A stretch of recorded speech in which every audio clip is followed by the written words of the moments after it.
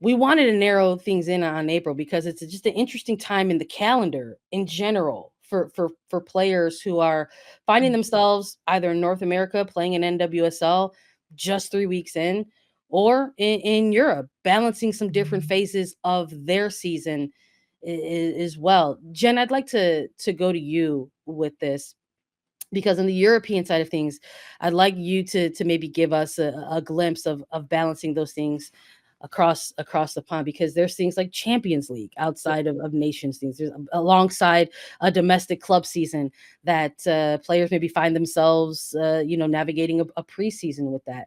What is the mental switch there, if any, in kind of having to say, all right, here we are. Here's this Mhm. opportunity. I got to try to make the best of it. What are the ways in which you find yourself as a player kind of managing these windows? Yeah, it's so interesting because you can look at so many different windows, right? But this April one specifically, I think in the men's game there was so much conversation around it because it's crunch time. It's crunch time in the domestic league. You're playing for trophies. If you're in the top end of the table, you could be coming back ready for semi-finals of the Champions League, playing for an FA Cup final, and chasing a trophy in your domestic season. So it's the most important time. So you have to have that mental switch, like exactly what you just said. If I play for Scotland or Spain or I'm in the Nations League, I'm either, if I did play for Scotland, I don't have a Euros summer tournament coming up because I haven't qualified, or I'm prepping for a major summer tournament. So I have these both things that are huge to manage, and you flip that onto NWSL, which Jess, you could go on to talk about. But for in terms of European football, it's crunch time. You're thinking, how do I manage this? It's so hard, especially the older you get, and you're managing, niggles and that switch of, I just want to be physically peaking at the right time. So it's so hard to do that extra travel, to go abroad, travel in games that, you know, we talk about the stake of games. Am I prepping for Euros, or is this a friendly, or is this Nations League? Obviously, playing for your national team is the biggest honor anyone can ever have. So you're always going to be switched on. But I always found it. I mean, I personally loved it. I loved that switch of going from club to country, and it was an absolute honor. I loved it, constantly packing and unpacking. And don't get me wrong, it got tiring towards the end of my Scotland career, but I loved it. But the mental switch is definitely the hardest one, to go from, being having to peak at the crunch end of your season to go and play for a national team, whether you're prepping for a tournament or not, is really difficult. And that's where management comes in, and coaching and resources and staff, and relying on your teammates, bouncing off ideas. It's all huge. But yeah, domestically in European game right now, the April window specifically is really, really difficult. I have a follow for you on that because you're touching on the management part of it, whether it's Yeah. yourself as a player, the mentals, the physical angles in rehab on that, but also the literal managing part, like the coaching staff and Yeah. and where they come into play. The travel, I have to imagine, is also one of those both mental and physical switches that you kind of have to tap into. What is there like any hack, or is it just like, is it more mental or is it more physical that you have to manage, or does it depend on the type of window? Oh, it's for sure both. I mean, I'll never forget, even you'd finish a game on a Sunday, playing at the weekend, and then literally you'd be showering, take off that tracksuit and put on the Scotland one. And that was kind of that process that was just meant, that was that mental switch. And that came from, and don't get me wrong as well, every nation has different resources, right? Of whether how travel is, how good the flight time is, how far you're having to travel. I think resources come down to it massively with the kind of support that you're given. But I don't know. I feel like I kind of came from an amateur side of the game where we had nothing. So come the end, I was so grateful for any support and any resource. But there's definitely both. I feel like that Monday when you came into camp, it was very much, if you'd played 90 minutes at the weekend, it was focus on recovery. It was like what you're sleeping, what are you eating, are you in the leg pumps? Are you doing all the ice baths? Are you doing, are you on the pitch doing active recovery? It was very much how it was suited to you. And I love that when management came in and totally understood that. We're like, how are you feeling? That was the best thing that anyone could ever ask. How are you feeling individually? What do you want to do? How is this week going to be the best for you? So though, yeah, those open-ended conversations were always the best thing for me as a player. Jess, I can't help but think like we're coming off of an international window for the U.S. Women's National Team where they split the series against Brazil. There was a positive start and maybe a questionable finish out of that window, and I can't look. I'm tapping into the coverage side of my brain here. I can't help but always recall whenever we are coming in and out of these windows, and you and I get a chance to work together about maybe some of this balancing act a little bit, because for you, part of that epic 2019 World Cup team and this line that was drawn between club and country, because I'll just go ahead and remind everybody who can't remember anything before 2020, but the NC Courage were running it, ruling the NWSL 100%. And you could draw these direct lines from players who found their opportunities in those U.S. women's national team camps to the performances that they were putting together week in and week out in NWSL. You, Jess McDonald, with Lynn Williams, now Bayandula, finding herself constantly in these camps in the build up to a World Cup. Sam Mewis was a staple. Crystal Dunn. Like there's so many players and facets that you can go through. So it's almost like Jen touched a little bit on the resources and the difference in things there, but it's almost like you had one high stakes, high pressure situation where it was deeply competitive for club, just going into another, but this time it's for international play. So for you in windows like this, was there ever really a switch that turned off? Never.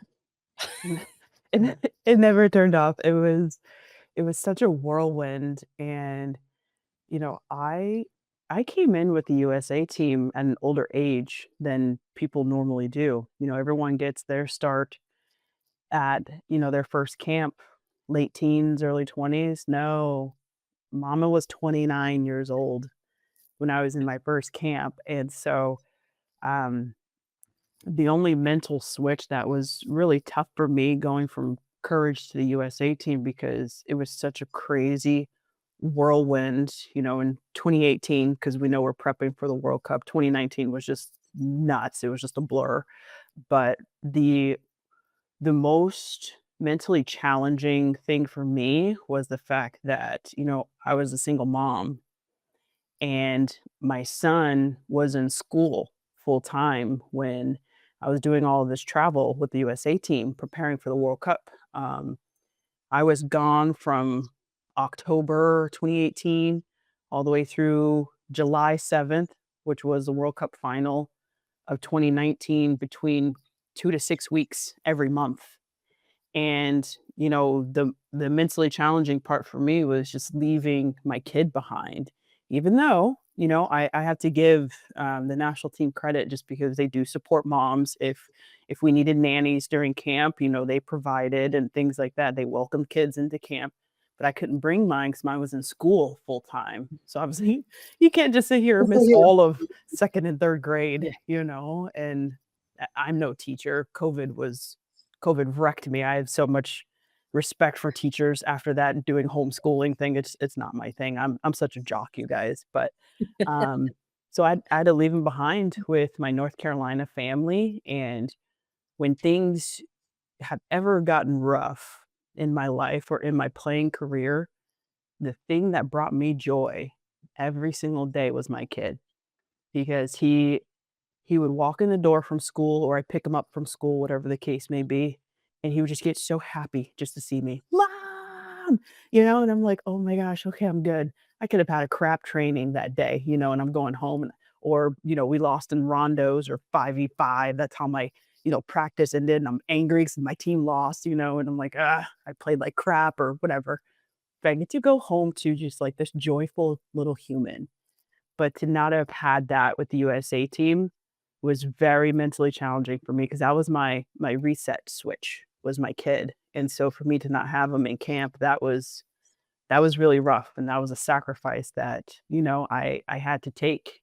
And in order to, make my dream come true. But honestly, there was no off switch going from club to country. 'Cause I mean, we're going to, club most intense training environment to country, which was just as intense. So I guess they both just prepared us for both. We had Abby Dahlkemper, Sam Lewis, Kristen Dunn, Dabinia.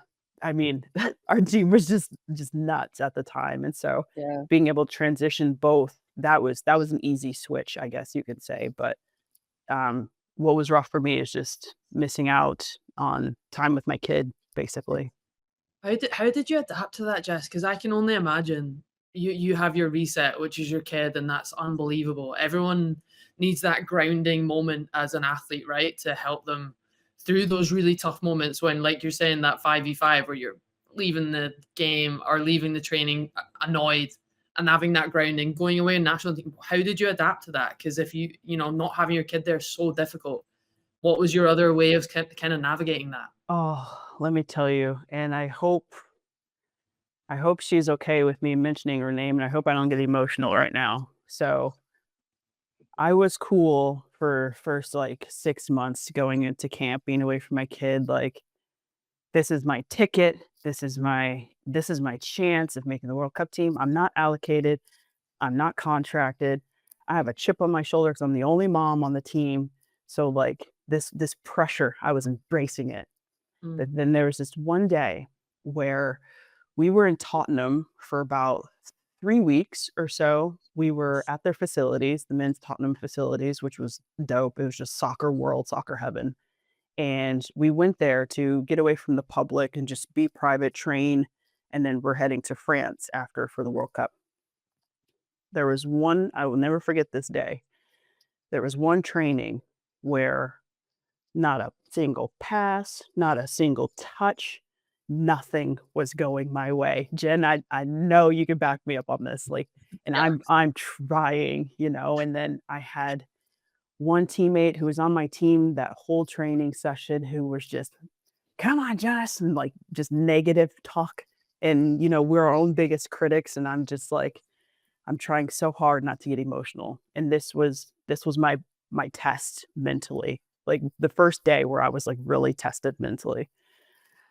And training's over with, and I'm holding back tears because at this point in time, like I felt a little isolated because I'm just like, I know I was trash today, and so everyone goes to shower. We have team meal. I go straight to my phone and I call my North Carolina mom. I mean, just, you know, very well educated woman. She always gives good feedback. She's also a mom, and so I called her and I'm bawling, crying on the phone. I'm telling her what happened, how I'm feeling. And so this is, I guess, a part of my reset. And so I'm just spilling all my emotions out. So she gives me good feedback. And then I'm thinking I'm standing outside in a private area because I knew everyone went inside. So everyone's getting their meals and showering, but I'm outside, like in a nice little private area. I'm on the phone. I look over my left shoulder. I'll never forget. I see Kristen Press walking right behind me with a bag of balls. I didn't even know she stayed behind. And I know she saw me. You want to do these things in private. You don't want to, show your weakness. And so I'm losing it. And I'm like, gosh, man, I wanted privacy. I guess I should have gone to my room, honestly. But, I just went back outside, fresh air, hang up the phone, go back in, I shower, go into the mill room. And she came up to me, Kristen Press came up to me, and she just gave me this long, big hug. It was just a long hug. She said nothing. And she just looked at me and smiled, and she walked away. And I was like, oh, I'm good. Yeah, Okay. That was like that's all I needed. Sometimes you just need a hug, and I didn't even know it, Yeah. and so just like that was my reset. And yeah. so that was when I really realized because I'm the new kid on the block, even though I'm older on the team, I was still new. And knowing I had teammates there for me when, I didn't ask or, things like that. So it was really the team who kept me together, honestly, and that just lets you know the characters and the human beings that they truly are. And so that's a moment. And I don't even think I thanked her, for that hug, like how much that actually like changed my whole mood. Just, it was just a reset for me. And I'm like, dang, all I needed was a hug. And so my teammates were just there. So that was my reset moving forward. When we had difficult times, there was always a teammate there. And I'm like, yes, okay, we're in this shit together. Love it. No, Shout out Brett. Shout oh out yeah.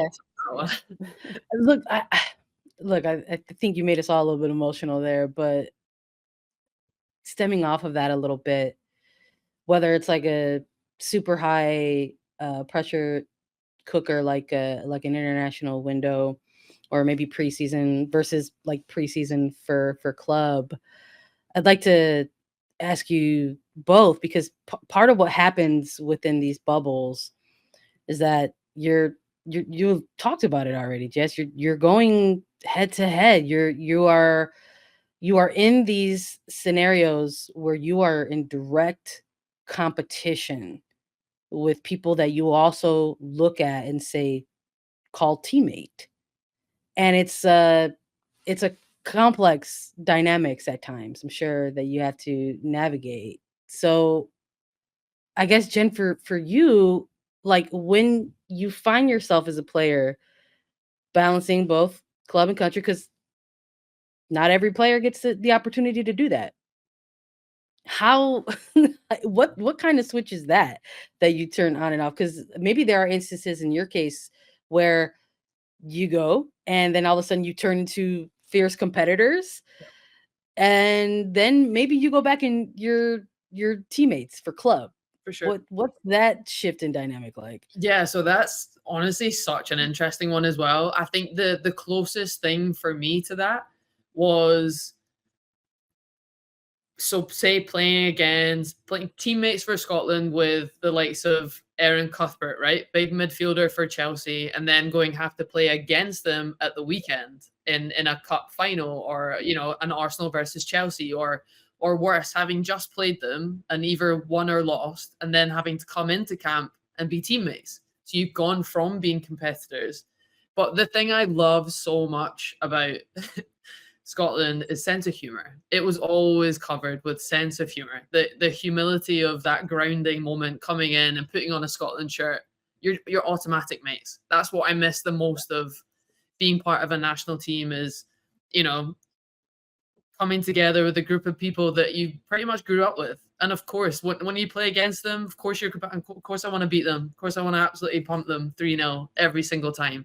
But when you put on that Scotland jersey, man, there's nothing more grounding than meeting up with people from your nation, your home country. All that is put to bed. You're competing for each other now. You're competing for Scotland to win a game, to make major tournaments, go and play in the highest level. So yeah, I found that switch, I'm going to be honest, pretty straightforward.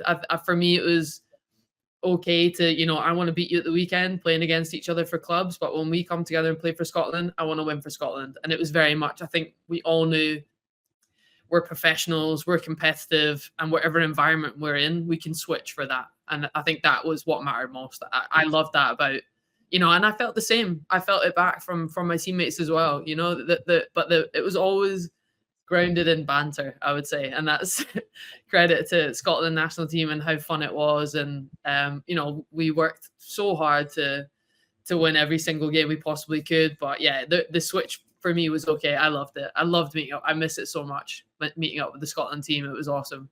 There's nothing like it. Yeah, exactly.